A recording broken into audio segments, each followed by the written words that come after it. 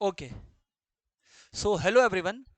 मैं हूं सी आशीष केडिया एंड मैं बात कर रहा हूं क्लास 12 सीबीएसई इकोनॉमिक स्टूडेंट से जिनका बोर्ड एग्जाम्स 19th मार्च 25 में है। स्टूडेंट्स, यहां पर मैं आपके साथ इस वीडियो में डिस्कस करने वाला हूं एक गेस्ट पेपर 12 सीबीएसई इकोनॉमिक्स का। इस गेस्ट पेपर को सिलेक्ट करने का लॉजिक ये है कि भाई स्टूडेंट का वो क्वेश्चंस या वो कॉन्सेप्ट्स प्रैक्टिस हो जाए जो कि ओवरऑल सारे कॉन्सेप्ट्स को कवर करें, पास्ट पेपर्स का एक सही रिफ्लेक्शन हो। अगर आप इस पेपर को करोगे तो कॉन्सेप्ट वाइज स्पीकिंग बहुत हाई चांसेस है काफी percentage of questions exactly strike करेंगे। नंबर्स भले ही सेम ना हो बट कॉन्सेप्ट्स काफी हद तक सेम डिट्टो आने वाले हैं। तो चलिए ये पेपर सॉल्व करते हैं। इसके पहले कि आप मुझसे पूछो सीबीएसई इकोनॉमिक स्टूडेंट्स कि ये पेपर कहां से मिल सकता है, ये गेस्ट पेपर, तो स्टूडेंट्स केडिया क्लासेस के ऐप में, जिसका लिंक डिस्क्रिप्शन बॉक्स में इस वीडियो के, उसमें आपको एक डाउनलोड करना है ऐप और फ्री स्टडी मटेरियल सेक्शन में जाना है। फ्री स्टडी मटेरियल सेक्शन में अगर जाओगे आप तो आपको वहां पर गेस्ट पेपर के सेक्शन में मिल जाएगा सीबीएसई इकोनॉमिक्स 12 का ये पेपर। और पेपर्स और लाइव सेशंस हम लोग लेकर आएंगे बेस्ड ऑन आप लोगों का क्या रिस्पॉन्स रहता है इस पेपर के ऊपर, कितने लोग आप लोग सच्ची में इसको प्रैक्टिस कर लेते हो मेरे इस वीडियो के साथ साथ। अगर आप लोग प्रैक्टिस कर लेते हो तो आई प्रॉमिस कि 19th के पहले मैं और लाइव सेशंस लेकर आऊंगा आप लोगों के लिए। विद दैट बीइंग सेड, चलिए स्टार्ट करते हैं पेपर को। देखिए, सबसे पहले ऑब्वियसली मैक्रो पोर्शन को पहले डिस्कस कर रहा हूं। ऑफिशियल रिजर्व ट्रांजैक्शंस, आप लोगों को पता है ऑफिशियल रिजर्व ट्रांजैक्शंस हम लोग अकोमोडेटिंग ट्रांजैक्शंस को बोलते हैं बैलेंस ऑफ पेमेंट में। जब लास्ट में बैलेंस ऑफ पेमेंट को इक्वल करना होता है तो हमारे पास अगर एक्स्ट्रा पैसे होते हैं तो हम किसी कंट्री को लोन देते हैं, या हमारे पास कम पैसे होते हैं तो हम बैलेंस को सेट ऑफ करने के लिए किसी कंट्री से लोन लेते हैं। उसे अकोमोडेटिंग या ऑफिशियल रिजर्व ट्रांजैक्शन बोलते हैं। अब क्वेश्चन में क्या बोला है ध्यान से सुनना। Since the official reserve transactions are made to bridge the gap in BOP, they are seen as accommodating transactions. एकदम सही बात है, हमने यही कहा आपको। Official reserve transactions are more relevant under regime of fixed exchange rates than when exchange rates are floating. हाँ, exchange rate fit एकदम फिक्स्ड होते हैं तब इनका रेलिवेंस और बढ़ जाता है। फिक्स्ड एक्सचेंज रेट का मतलब होता है दोस्तों जब गवर्नमेंट एक्सचेंज रेट को डिसाइड करे, फ्लोटिंग का मतलब जब मार्केट फोर्सेस डिसाइड करे। तो क्या ये दोनों स्टेटमेंट सही है? हाँ जी सर, दोनों बातें सही है, बराबर बात है। यस सर, बिल्कुल सही है। आगे बोलो। If total deposits created by commercial banks is 10,000 crores and legal requirements is this, initial deposits will be। तो ये मनी मल्टीप्लायर से रिलेटेड इन्होंने क्वेश्चन पूछ लिया या क्रेडिट मल्टीप्लायर से रिलेटेड इन्होंने क्वेश्चन पूछ लिया। हम लोग इसका जवाब देंगे। देखिए 0.4 लीगल रिजर्व रिक्वायरमेंट्स है ना। मल्टीप्लायर का वैल्यू क्या होता है और या टोटल क्रेडिट क्रिएशन का फॉर्मूला क्या होता है? Initial deposits into 1 by legal reserve ratio. Yes और no students, very important concept. तो दोस्तों अगर क्रेडिट क्रिएटेड है जैसा इन्होंने बताया 10,000 करोड़ का, इनिशियल डिपॉजिट्स को मैं एक बार एक्स मान के चल रहा हूं, एलआरआर हमारा 40% है, यानी कि लगभग लगभग 0.4 है जैसा हमने आपको बताया था। बाई 100 करके आप चेक कर लो। तो उस सिनेरियो में 1 बाई 0.4 होता है 2.5, तो 2.5 होता है, तो यानी कि 10,000 बाई 2.5 हमारा x का वैल्यू आ गया। यानी कि आप अगर कैलकुलेट करोगे तो 4,000 करोड़ हमारा आंसर आता है। We have understood this. Next, decrease in cash reserve ratio will lead to. अगर कैश रिजर्व रेशियो कम होता है दोस्तों, अगर दोस्तों कैश रिजर्व रेशियो कम होता है तो, अगर कैश रिजर्व रेशियो कम होता है तो उसका क्या इंपैक्ट आएगा? Decrease in cash reserve ratio will lead to no change in aggregate demand, rise in aggregate demand, fall in general price, fall in aggregate demand. देखो कैश रिजर्व रेशियो क्या होता है इस बहाने समझ लो। कैश रिजर्व रेशियो वो percentage of commercial banks का डिपॉजिट्स होता है जो कमर्शियल बैंक्स को आरबीआई के पास जमा करवाना पड़ता है in the form of cash. बराबर बात है सर, सही है सर। अगर कैश रिजर्व रेशियो कम होगा तो कमर्शियल बैंक ज्यादा लोन दे पाएंगे लोगों को, तो लोगों का डिमांड बढ़ेगा ओवरऑल, तो rise in aggregate demand is the correct answer. Bretton Woods, अच्छा ब्रेटन वुड्स कॉन्फ्रेंस आपको याद होगा जिसमें आईएमएफ, वर्ल्ड बैंक ये सब पे डिस्कशन हुआ था। उसी में डिस्कस हुआ था ब्रेटन वुड्स में कि exchange rate were pegged against, exchange rate का वैल्यू डिसाइड होता था अगेंस्ट गोल्ड। ठीक है। If MPC is greater than MPS, इस बहाने दोनों का फॉर्मूला डिस्कस कर लेते हैं। एमपीसी होता है दोस्तों change in consumption by change in income, MPS होता है change in savings by change in income, बराबर बात है। अब एक बात और समझना, if MPC is greater than MPS, value of multiplier will be, value of multiplier क्या होता है, K equal to 1/1 minus MPC, yes और नो। अब अगर एमपीसी एमपीएस से ग्रेटर है, समझने का कोशिश करना, एक बार के लिए मान लेते हैं एमपीसी 0.6 है, क्योंकि एमपीसी प्लस एमपीएस 1 होता है, तो के क्या हो गया 1/1 माइनस 0.6, यानी कि 1/0.4 हो गया, यानी 2.5 हो गया। यस और नो सर, यस सर, बात तो आप ठीक कह रहे हो। तो इसका मतलब क्लियर कट केस है। एक बात आप लोगों को क्लियर कट समझ में आना चाहिए कि जो k का वैल्यू है ना, वो 2 से ग्रेटर आएगा, वो 2 से ग्रेटर आएगा, 1 से नहीं 2 से ग्रेटर आएगा। कोई भी वैल्यू पे आप ट्राई करो, you will find the magic. Sir समझ आता है क्या? जी सर, 2 से ग्रेटर आएगा, ठीक है ना। आप लोग अगर ऐसा कर लेते, एमपीसी को 0.51 भी ले लेते, तो भी आपको 2 से ग्रेटर ही मिलता कुछ, ठीक है। अ सिचुएशन, बहुत ही प्यारा क्वेश्चन था ये वाला। A situation when aggregate supply is aggregate equal to aggregate demand along with full utilization of resources, इस सिचुएशन को बच्चा लोग क्या बोलते हैं हम लोग, है ना बाबू। अगर एग्रीगेट सप्लाई और एग्रीगेट डिमांड एक दूसरे से इक्वल है, अगर एग्रीगेट सप्लाई और एग्रीगेट डिमांड एक दूसरे से इक्वल है और इकोनॉमी में फुलर यूटिलाइजेशन हो रहा है, तो इकोनॉमी किस सिचुएशन में आ गया है, इधर पे समझना, इक्विलिब्रियम विदाउट एक्सेस कैपेसिटी, क्योंकि इसमें फुल यूटिलाइजेशन ऑफ रिसोर्सेज है, तो ना एक्सेस कैपेसिटी बढ़ा ना अंडर कैपेसिटी हुआ, तो दोनों सही है। According to theory of Keynesian economics, APC can never be, अच्छा गुड क्वेश्चन, एपीसी कभी भी जीरो नहीं हो सकता। मैं आपको समझाता हूं क्यों।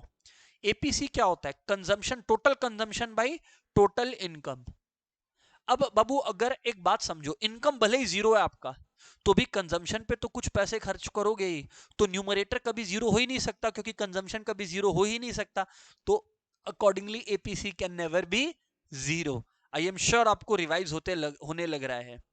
Which of the following is not an example of flow variable. देखो एक होता है स्टॉक कॉन्सेप्ट और एक होता है फ्लो कॉन्सेप्ट। स्टॉक होता है जो एक पॉइंट ऑफ टाइम पे, जैसे वेल्थ एक पॉइंट ऑफ टाइम पे डिफाइन होता है। ये फ्लो है क्योंकि during a year for a period है, during a year for a period है, इनकम फॉर अ पीरियड है। पर wealth on a particular date है, एकदम बैलेंस शीट की तरह है, ऑन अ पर्टिकुलर डेट, ठीक है। Monetary policy generally targets to ensure, monetary policy क्या इंश्योर करने का टारगेट रखता है, मॉनेटरी पॉलिसी क्या इंश्योर करने का टारगेट रखता है दोस्तों। मॉनेटरी पॉलिसी का गोल रहता है कि इकोनॉमी में प्राइसेस स्टेबल हो, मतलब इन्फ्लेशन और डिफ्लेशन ज्यादा अपने को परेशान न करे, तो प्राइस स्टेबिलिटी नंबर 1 गोल रहता है। Very good. The demand for foreign exchange and exchange rate has what. चलो अब यहां पर हम लोग देखते हैं, अगर आप लोग इधर पे क्लियर कट देखोगे, डिमांड ऐसा है सप्लाई ऐसा है, तो ये तो क्लियर कट है कि इनवर्स रिलेशनशिप है ना, इनवर्स रिलेशनशिप है। यस और no? Yes sir, yes sir. आगे बढ़ते हैं सर आप। ओके चलिए नेक्स्ट क्वेश्चन में चलते हैं। Question number 11, calculate subsidies. बहुत बढ़िया कॉन्सेप्ट है, समझाने का मौका मिलेगा। बाबू एनएनपीएट एमपी और डीडीपीएट एफसी दिया हुआ है, कोई भी एक को लेफ्ट में रख लो, बराबर ना, और राइट से उसका फॉर्मूला तैयार करो। मानो कि जीडीपीएट एफसी से शुरू करना है, तो अगर मुझे ग्रॉस से नेट पे जाना है, तो मैं डिप्रिसिएशन को क्या करूंगा, सब्ट्रैक्ट करूंगा। अगर मुझे डोमेस्टिक प्रोडक्ट से नेशनल प्रोडक्ट पे जाना है, मैं एनएफआईए को क्या करूंगा, प्लस करूंगा। अगर मैं फैक्ट्री कॉस्ट से मार्केट प्राइस पर जाऊं, तो मैं वो कैसे जा सकता हूं, नेट इनडायरेक्ट टैक्सेस ऐड करके, मतलब add indirect taxes minus subsidies, बराबर। अब बस वैल्यू डाल दो और सब निपट जाएगा। तो 55,500 equals to GDP at FC हमारा कितना आ गया, 55,000 माइनस डेप्रीसिएशन। डेप्रीसिएशन को कैपिटल कंजम्पशन अलाउंस भी बोलते हैं, याद रखिएगा, कहीं मिस्टेक ना हो आपसे। एनएफआईए 700 है, तो 700 है ना एनएफआईए, बराबर है, प्लस इनडायरेक्ट टैक्सेस है 4400 माइनस सब्सिडी। तो खाली सब्सिडी अननोन है, इक्वेशन को इधर उधर कर लो, आपका 2100 करोड़ आना चाहिए and that is the correct answer. What is balance of payment, what does it comprise? देखो बाबू डायरेक्ट क्वेश्चन है, इस पर मैं क्या बात करूं यार। ये है balance of payment is a systematic record of all economic transaction between the country and the rest of the world. अब व्हाट डज इट कंप्राइज, इसमें करंट अकाउंट होता है which record the flow of goods and services in a particular year. Capital account records the basically assets and liability transactions. ठीक है, ये आप लोगों को बता देना।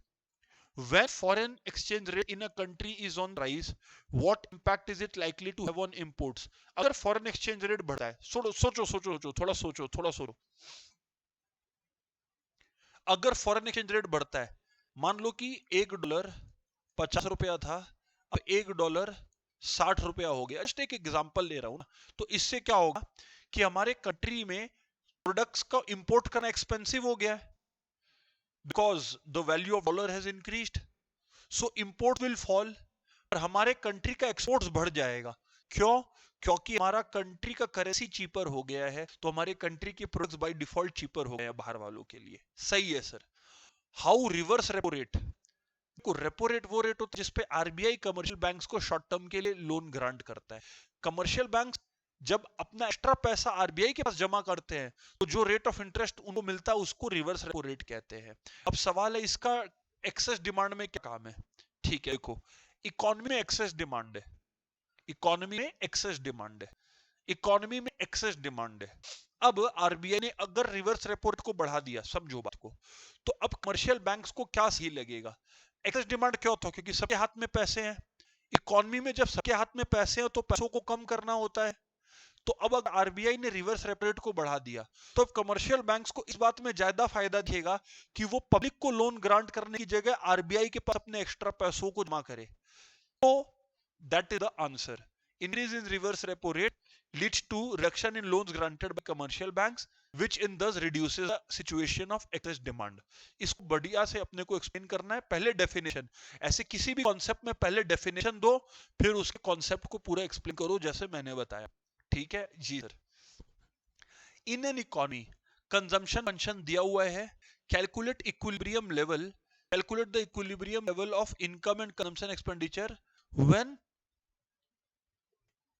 इन्वेस्टमेंट एक्सपेंडिचर इज इतना दिया हुआ है। चलो बात करते हैं अब हम लोग क्या दिक्कत है। देखो दोस्तों ऐसा है ना, बात सिंपल है, बात बहुत सिंपल है। इक्विलिब्रियम में इकोनॉमी कब आता है?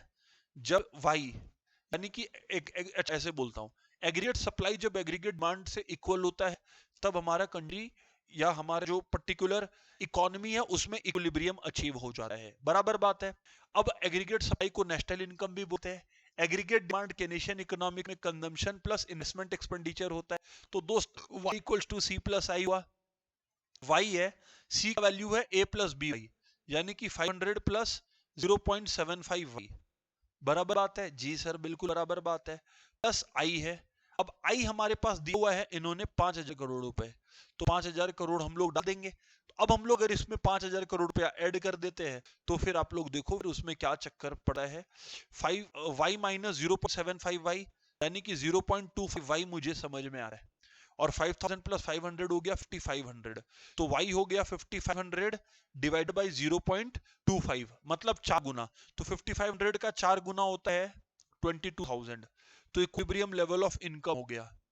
अब 22000 इक्विलिब्रियम लेवल ऑफ इनकम हो गया, कंजम्पशन एक्सपेंडिचर निकालना है तो y की जगह पे 22000 लगा दो, तो 500 प्लस 0.75 इंटू 0.75 इंटू 22000, तो 5500 इंटू 3 यानी कि हो गया आपका 16500 प्लस 5000, तो 5000 प्लस 16500 वो हो गया आपका 21500।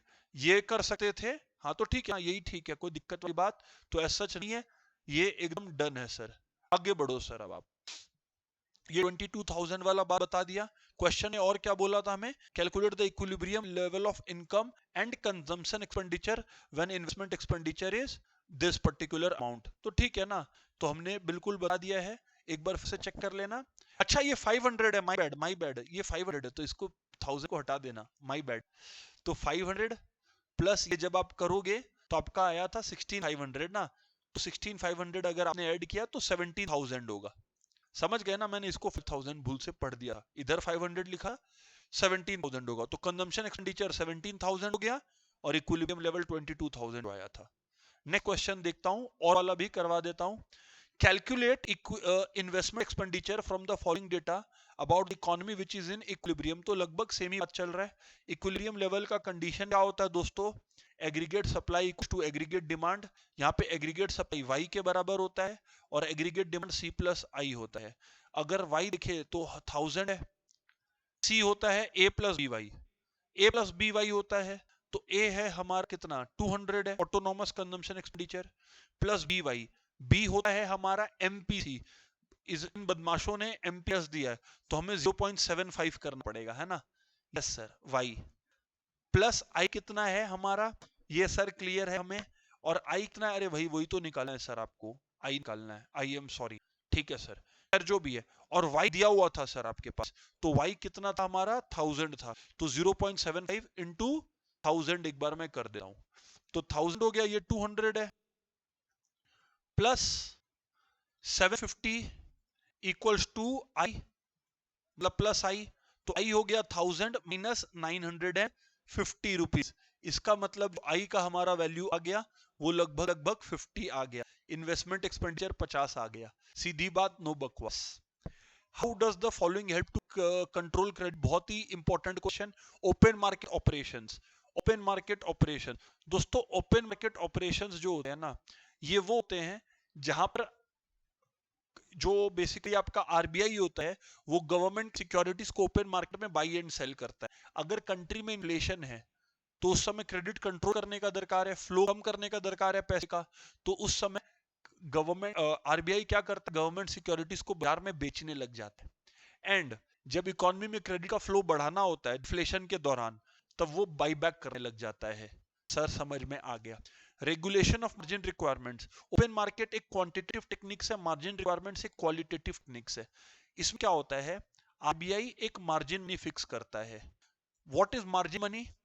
आपने जो सिक्योरिटी डिपॉजिट किया उसका वैल्यू, मान लो 10 लाख रुपीस का आपने बैंक में कोई असेट गिरवी रखा, बैंक आपको मान लो 7.5 लाख रुपया का ही लोन देता है, तो ये जो 2.5 लाख रुपया बैंक ने अपने पास रिजर्व बचा के रखा उसे मार्जिन मनी कहते हैं।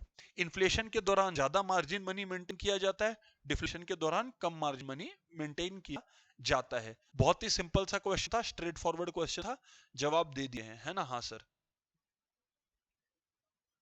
सर्विसेज रेंडर्ड बाय हाउसवाइफ क्या नेशनल इनकम में ऐड होता है? नहीं, क्योंकि इसका वैल्यू कैलकुलेट करना पहली बात ट्रबल सम होता है, और because it is difficult to estimate value हम लोग इंक्लूड नहीं करते। Money received by an individual resident from his son working abroad, तो भैया देखो इसमें भी सिंपल है, नॉट इंक्लूडेड, क्योंकि ये ट्रांसफर पेमेंट है सन से जो मिला। Salaries to foreign technical specialist, ये बड़ा इंटरेस्टिंग है, ये एक फैक्टर इनकम है, मेहनत का कमाई है। Vegetable grown in your kitchen garden, आपने अपने किचन गार्डन में वेजिटेबल को ग्रो किया, तो देखो एक बात है, यहाँ पर याद रखना, क्योंकि ये गुड है, goods for self consumption national income का पार्ट बनता है, सर्विसेज नहीं बनता, तो ये बिल्कुल नेशनल इनकम का पार्ट बनेगा, क्योंकि इसका वैल्यू इजीली बताया जा सकता है वेजिटेबल का मार्केट में वैल्यू पता करके। Sir understood sir. Next question है अगेन 3 नंबर का, जो आओ ये दोनों नेशनल इनकम के सम को सॉल्व करें, उसके बाद हमारा ये वाला एरिया खत्म हो जाएगा, राइट? तो चलो आओ बात करते हैं दोस्तों। Calculate gross national product at market price and net national disposable income. अच्छा, फ्रॉम द फॉलोइंग डेटा, बढ़िया कर दिया इन्होंने। ये जीएनबी तो ठीक है at MP, and net national disposable income देकर आधे स्टूडेंट्स को कंफ्यूज कर दिया इन्होंने। चलो आओ हम लोग एक बार बात करते हैं, देखते हैं कि यहाँ पर क्या चल रहा है। ध्यान तो सुनना, बोलो सर क्या है। सबसे पहले every current transfers to abroad, ये -5 है, ठीक है ना? प्रॉफिट्स है, कंजम्पशन ऑफ फिक्स कैपिटल है, रेंट है, इनडायरेक्ट टैक्स है, रॉयल्टी, कंपेंसेशन है। इससे मुझे समझ में आ गया कि मैं जो सम कर रहा हूं वो इनकम मेथड के अंदर कर रहा हूं। किस मेथड के अंदर कर रहा हूं? इनकम मेथड के अंदर सम को सॉल्व कर रहा हूं। इनकम मेथड के अंदर पहले हम लोग सारे इनकम्स को ऐड कर देते हैं, उससे हम लोग एनडीपी एट एफसी पर पहुंचते हैं, और उसमें एनएफआई ऐड करता है तो एनएनपी एट एफसी तक पहुंचते हैं। तो चलो पहले एनडीपी एट एफसी निकलते हैं। कैसे निकलता है? सारे इनकम को ऐड करके। इनकम में क्या क्या आता है? सबसे पहले कंपेंसेशन ऑफ एम्प्लॉइज आ गया, फिर आता है rent, royalty, interest profit, rent है 40 डन है, ये डन है, रॉयल्टी कितना है 10 है, रेंट है, रॉयल्टी है, इंटरेस्ट है क्या यहाँ पर, प्रॉफिट दिख गया 70 है, इंटरेस्ट देखो दोस्तों मुझे दिख तो नहीं रहा है, आपको दिख रहा है तो बताना, अभी तक तो नहीं दिखा। अच्छा यहाँ पर 2 बार इनडायरेक्ट टैक्स लिखा हुआ है, यहाँ पर 2 बार इनडायरेक्ट टैक्स लिखा हुआ है, ये मुझे डाउट है कि इसमें क्या है, एक इंटरेस्ट हो सकता है क्या, जस्ट वेट।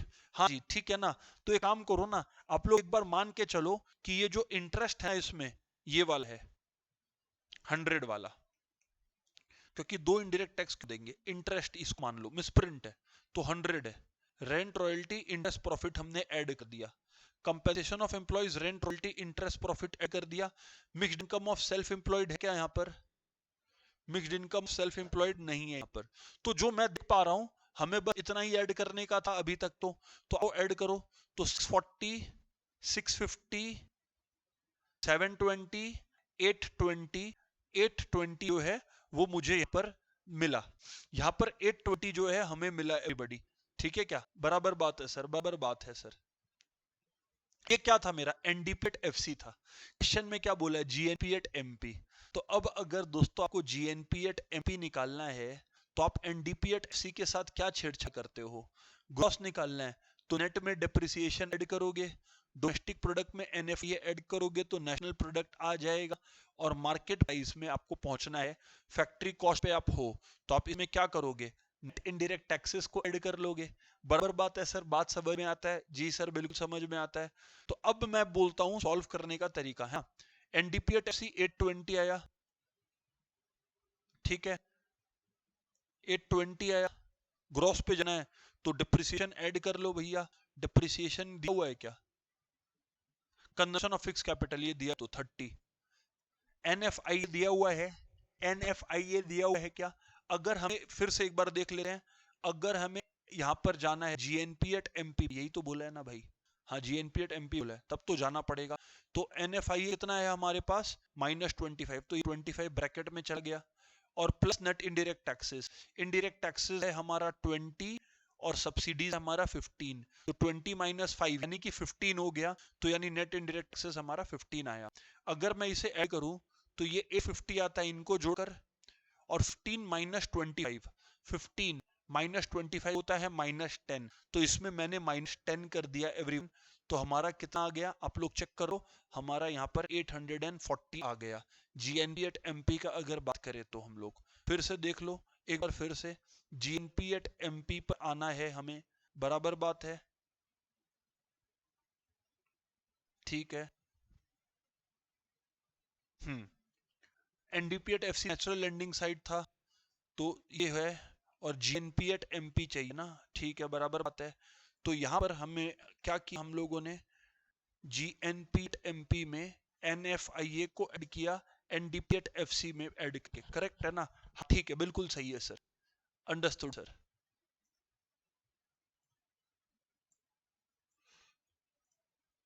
हाँ जी, अब हमें निकालना है नेट नेशनल डिस्पोजेबल इनकम, जैसा कि आप देख पा रहे हो, तो दोस्तों नेट नेशनल डिस्पोजेबल इनकम जब निकालते हो ना, सबसे पहले भूलिए नहीं कि आप जीएनपी एट एमपी निकाल रखे हो, तो विदाउट सेइंग ये बात सच होगा कि नेट पे आने के लिए डिप्रिसिएशन लेस करना ही होगा, क्योंकि आप ग्रॉस पे हो, ये हो गया, और सर एक और बात बता दूं, जो करेक्ट ट्रांसफर्स टू अब्रॉड है ना, net current transfers to abroad है वो नेगेटिव में दिया हुआ है, थोड़ा सा सोचना, नेशनल डिस्पोजेबल इनकम का मतलब क्या है, कंट्री के पास खर्च करने को क्या है, यहाँ पे डिस्पोजेबल इनकम का बात हो रहा है, नेशनल इनकम का नहीं, तो अब तो करंट ट्रांसफर भी इंक्लूड होगा, अच्छा टू अब्रॉड नेगेटिव में है, टू अब्रॉड नेगेटिव में है, टू का मतलब जाना, पर जाना नेगेटिव में मतलब पैसा आया, तो ये लाइफ में ओवरऑल में +5 हुआ, अच्छा तो जीएनपी एट एम बाबू कितना आया था हमारा 840 करोड़ आया था, डेप्रिसिएशन कितना है 30 है, प्लस हम लोग 5 ऐड कर लेंगे तो 815 हो गया, डिस्पोजेबल इनकम में पैसा आता है तो ऐड करते हैं, भले ही वो करंट ट्रांसफर से क्यों ना आए, और पैसा जाता तो लेस करते भले ही वो ट्रांसफर पेमेंट क्यों ना हो, नेशनल इनकम में ट्रांसफर पेमेंट इंक्लूड नहीं होता, डिस्पोजेबल इनकम में होता है, सर समझ में आता है हमें, आगे बात करते हैं दोस्तों, calculate gross value added at factor cost, GVA at FC from the following data. दोस्तों ग्रॉस वैल्यू एडेड क्या होता है, आप लोग सबको पता है, value of output minus intermediate consumption, बराबर बात है। तो जी सर हमें पता है, चलो सॉल्व करते हैं। और फैक्ट्री कॉस्ट बोला है, अच्छा नॉर्मली अगर value of output minus value of input करते ना तो सिर्फ value added at market price आता, पर फैक्ट्री कॉस्ट में ले जाने का मतलब है इनडायरेक्ट एक्सेस को माइनस करना पड़ेगा मार्केट प्राइस से। चलो देखते हैं ना, आओ ये कैसे होता है पता है, sales minus purchase plus closing stock minus opening stock, इतना कर देते तो gross value added at market price आ जाता। फैक्ट्री कॉस्ट में जाना है तो माइनस इनडायरेक्ट टैक्सेस भी करना पड़ेगा अपने को। आओ अपने सॉल्व करते हैं, देखते हैं क्या चक्कर चल रहे हैं पे, है ना। सबसे पहले everyone listen carefully, sales sales 400 है plus change in stock, change in stock मतलब closing stock minus opening stock दिया हुआ है कितना -40, तो ठीक है प्लस ऑफ -40 यानी -40 माइनस इनडायरेक्ट टैक्सेस। अच्छा इसमें इनडायरेक्ट टैक्सेस क्या है हमारे पास, इनडायरेक्ट टैक्सेस है एक्साइज ड्यूटी, सेल्स टैक्स, दोनों इनडायरेक्ट टैक्स है। 30 + 20 कितना होता है, 50 होता है। जी सर हमें इतना बात तो समझ में आया। अभी एक चीज और देखना, अभी एक चीज और देखना आप लोग, सेल्स में परचेजेस जो था वो माइनस हम लोगों ने किया अभी तक नहीं, हम लोगों ने अभी क्लोजिंग स्टॉक परचेजेस बाकी है। Purchases, purchases of raw material, import of raw material. अच्छा देखो एक इंटरेस्टिंग चीज है यहाँ पर ना, परचेजेस ऑफ रॉ मटेरियल हमारे पास 250 दिया हुआ है, तो सबसे पहले तो आप 250 सब्सट्रैक्ट करो। फिर अब हम लोग आते हैं नेक्स्ट चीज पर ना, इंपोर्ट, इंपोर्ट का मतलब भी तो परचेज ही होता है, तो इसको भी हम लोग माइनस कर देंगे 12। सर क्लियर है, तो अब अगर हम लोग सॉल्व करेंगे तो देखते हैं 400 - 40 360 आ रहा है, -50 310 आ रहा है, 310 - 250 60 आ रहा है, 60 - 12 हमारे पास 48 आ रहा है, तो ₹48, क्योंकि लैक्स में है तो ₹48 लैक्स हमारा आंसर हो गया इधर पे। अच्छा क्वेश्चन था। क्या analyse the value of GDP deflator, deflator निकलना है, डिफ्लेटर का फॉर्मूला है nominal by real into 100, nominal by real into 100। तो अभी जैसे इस ईयर का करना है, तो इस ईयर ये बेस ईयर तो इसका तो 100 ही आएगा, बाकी इसका करना है तो नॉमिनल बाय रियल इनटू 100 आपने करना है। आप लोग देख लो कितना आ रहा है, 125 आ रहा है। इसका मतलब हर वो प्रोडक्ट जो ऑन एवरेज 100 रुपया का बिक रहा था वो इस ईयर 125 का बिक रहा है, मतलब प्राइसेस हैव इंक्रीज्ड बाय 25%। बच्चा आप लोग क्या मिस्टेक करता है, आप लोग एनालाइज वर्ड नहीं देखता है, टीचर गोली यही मत है, आप लोग 100 और ये 25 निकाल के आ जाओगे। करना क्या है, nominal by real into 100, nominal by real into 100, पर ये 100 है फिर 125 हो गया, इसका मतलब है 25% से प्राइस बढ़ गया। ऑन एन एवरेज कोई कमोडिटी पे 100 रुपए का बिक रहा था तो यहां पर 125 का बिक रहा है दोस्तों। अच्छा, to objectives of government budget, बहुत ही डायरेक्ट क्वेश्चन आया, economic stability, redistribution of income, ठीक है ये हो गया government budget. Explain revenue receipts in government budget with appropriate example. Revenue receipt in government budget, taxes और नॉन टैक्स इनकम, एक होता है टैक्स रेवेन्यू, एक होता है non tax revenue. Non tax revenue का एग्जांपल हो गया गवर्नमेंट एडमिनिस्ट्रेटिव डिपार्टमेंट या गवर्नमेंट बिजनेसेस से जो पैसे गवर्नमेंट कमा रहा है, ये सारे के सारे हो गए। गवर्नमेंट जो फाइन्स कलेक्ट कर रहा है, एसटीआर जिसका कोई लीगल एयर नहीं होता, उसकी प्रॉपर्टी गवर्नमेंट के पास आ गई, ये सब non tax revenue. Tax revenue आप डायरेक्ट टैक्स और इनडायरेक्ट टैक्स बता दोगे, डिटेल में एक्सप्लेन करना, मैं ऊपर पर बात कर रहा हूं क्योंकि ये डायरेक्ट क्वेश्चन है ना सर, समझ में आ गया। वैसे ही गवर्नमेंट कोई इंटरेस्ट और डिविडेंड कमाता है अपने इन्वेस्टमेंट पर, खैर जो भी है हम लोग आगे बात करेंगे, देखते हैं आगे क्या है। When a person quits in order to find a second job it may cost temporary fraction of time, trick बताया था, frictional unemployment. Economy of nature of Pakistan economy is, nature of Pakistan economy is, देखो लिखने के लिए तो मिक्टे लिखना पड़ता है, बाकी सच्चाई तो है। चलो कुछ नहीं, क्वेश्चन नंबर 20 पे आते हैं। In accordance with the goal of state यानी कि government controlling the commanding Heights of the economy dash was adopted, हाँ क्योंकि गवर्नमेंट जो है वो हर तरफ था, इस वजह से इंडस्ट्रियल पॉलिसी रेजोल्यूशन 1956 आया था, जिसने बेसिकली सेकेंड 5 ईयर का प्लान बना था। अरे फर्स्ट 5 ईयर प्लान तो 51 से 56 था, है ना।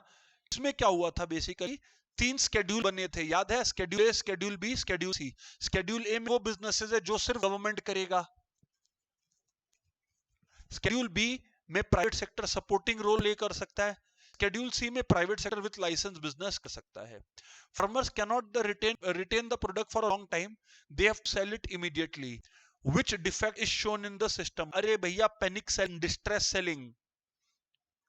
इन order to manage the crisis, India approach IMF and world bank. हाँ, लगभग 1991 का जो है वो किस्सा इन लोग बता रहे, ठीक है ना? ठीक है। Foreign exchange reserve decline to its lowest level, एकदम सही, एक्सप्लेनेशन भी सही है और जो असर्शन है वो भी सही है। Just as a country can turn physical resources into land, like physical capital, like factories, similarly it can also turn human resources like students into dash, like engineers and doctor। बहुत ही सीधा question है, human capital, very good।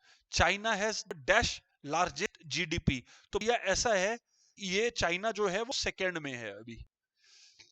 इन Delhi American economy lead कर रही है ना, इसलिए।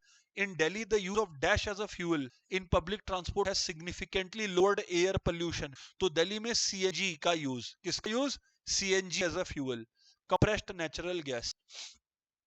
आगे बढ़ते हैं, क्वेश्चन नंबर 26 देखते हैं। सारे के सारे लोग यहां पर ध्यान देंगे। एवरीवन बोलिए सर क्या? During colonial period, agriculture sector accounted for largest share of workforce। ठीक है, ठीक बात है। Parts of the Madras presidency, जिसमें Tamil Nadu, Andhra Pradesh, Kerala, Karnataka, Bombay and Bengal, witnessed a decline in dependence of workforce on agriculture sector with an increase in manufacturing and service sector। हाँ, दोनों ठीक है, इन सब जगहों पर बना था, बिल्कुल ठीक है। Select the correct combination from following column। तो चलो क्वेश्चन नंबर 27 में देखते हैं कि क्या करेक्ट कॉम्बिनेशन है। आओ एक बार देखो। सोशलिज्म, सोशलिज्म दोस्तों इस बेसिस पर बेस्ड है कि आपका जरूरत क्या है, आपको जरूरत कितने का है। Goods are produced on need, जो जरूरत का वही मिलेगा, ये हो गया। कैपिटलिज्म, हाँ, इसमें परचेजिंग पावर देखा जाता है। तो ए का हो गया 4, बी का हो गया 2, सी का हो गया मिक्स्ड इकोनॉमिक सिस्टम जिसमें दोनों होते हैं। सी का हो गया 1, तो नेचुरली डी का हो गया 3। ये सारे के सारे खूबियां मौजूद है ऑप्शन नंबर सी में, तो ऑप्शन नंबर सी हमारा आंसर आया दोस्तों। आगे बढ़ते हैं। हाँ, जो डायरेक्ट क्वेश्चन होगा उसको बस डिस्कस करके निकल लूंगा। Explain the concept of greenhouse effect and greenhouse gases. तो आपको इसमें बताना है कि greenhouse gases, there are greenhouse gases like CO2, N2 which get accumulated in the earth because when they enter, because of these gases, because when the sun's rays enter, these gases trap the sun's heat and they do not let the heat escape, which results in overall rise in the temperature of the earth causing global warming। तो ये green house effect है, जिसमें सन का आने का permission है पर वो एस्केप नहीं कर पाता इन CO2 जैसी गैसेस की वजह से। इससे अर्थ का टेम्परेचर बढ़ रहा है। ठीक है, ठीक है। Recently, Indians have drifted away from traditional knowledge and practices and caused large scale damage to the environment। ठीक है। Explain how adopting traditional practices can be useful in achieving the objective of sustainable development। तो इसमें हम लोगों को बताना है कि किस तरह से हम लोग इको फ्रेंडली टेक्निक्स पे शिफ्ट कर सकते हैं एग्रीकल्चर के अंदर, कैसे हम लोग ट्री का कटिंग को कम कर सकते हैं, ये बात पे बात करना है। Why is it not easy to maintain an employment growth rate of 2% for a country like India? बहुत ही इंपॉर्टेंट क्वेश्चन है ना। हाँ सर, देखो क्या है, एक सिंपल सा बात है, कंट्री में इन्वेस्टमेंट कितना हो रहा है और टेक्नोलॉजी कैसा अडॉप्ट हो रहा है वो डिसाइड करता है कि कितने लोग एम्प्लॉयड होंगे, राइट। अब हो क्या रहा है कि क्योंकि हम लोग टेक्नोलॉजी की तरफ माइग्रेट कर रहे हैं तो टेक्नोलॉजी ह्यूमन बीइंग्स को रिप्लेस कर रहा है। इसको बोलते हैं concept of jobless growth, where there is growth without corresponding rise in job. देखो कैसे इनडायरेक्टली जॉबलेस ग्रोथ के कॉन्सेप्ट को पूछा, and therefore it becomes difficult। One, because investments are not increasing at that pace। Number two, because of adoption of technology, the growth in jobs are for people are not simultaneously increasing, jobless growth।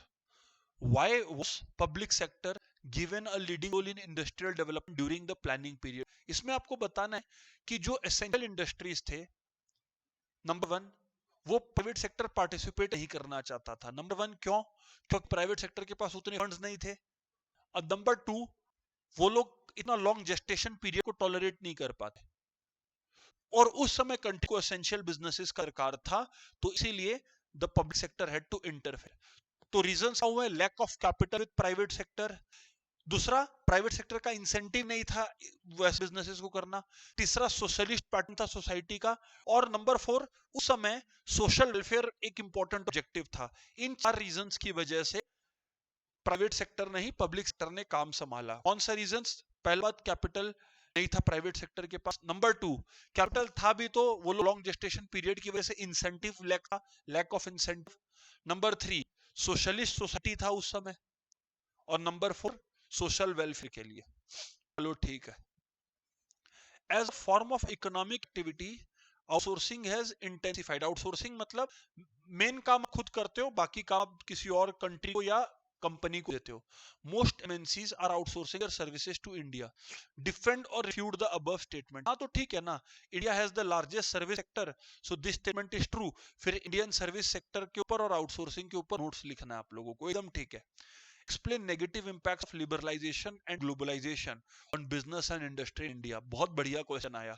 सबसे पहला बात, इनकी वजह से urban areas में growth हो रहा है, तो concentration of growth urban areas only. Growth खाली अर्बन एरियाज में देखने को मिल रहा है। दूसरी बात, चेंज हो रहा है इंडस्ट्रियल इंफ्रास्ट्रक्चर। जहां टेक्नोलॉजी ज्यादा अडॉप्ट हो रहा है तो people are losing out on their jobs.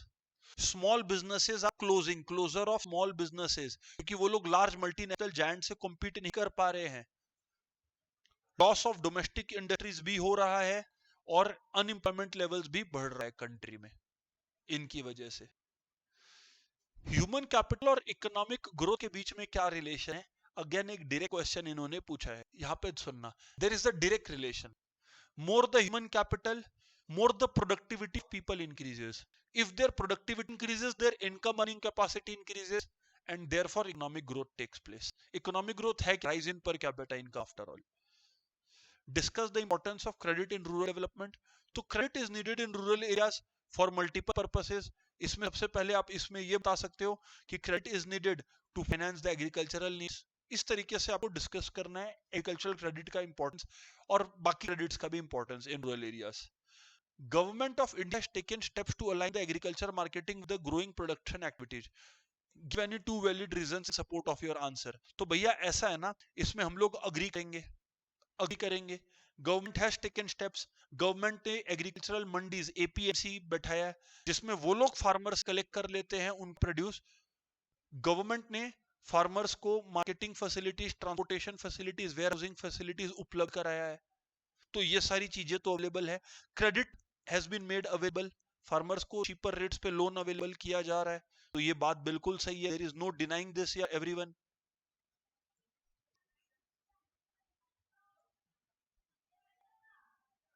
और ये इंपॉर्टेंस क्रेडिट का तो मैंने आपको बता ही दिया था आप लोगों को कि फार्मर्स आर स्मॉल तो they need money.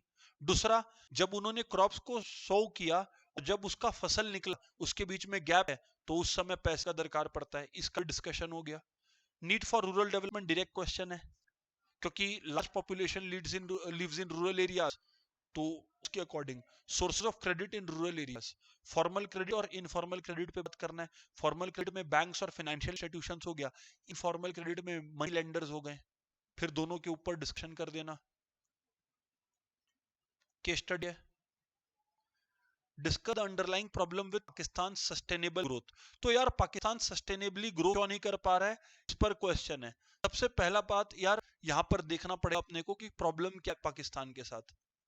Inflation is still the biggest issue, तो सबसे पहले हमें इसको इन्फ्लेशन बताना पड़ेगा। डबल डिजिट इन्फ्लेशन हो रहा है।